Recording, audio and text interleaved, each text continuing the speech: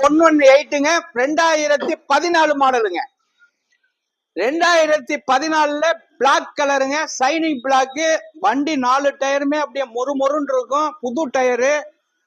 2014 3 ஓனருங்க.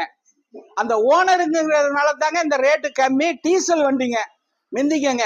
உள்ளர உள்ள வியூஸ் எல்லாம் காட்ட சொல்றேன் பாருங்க. இது ஒரு ஆட்டோமேட்டிக் வெஹிக்கிள், பிரீமியர் காரு. 2014 ஒரு ஷிஃப்ட் காசு தாங்க.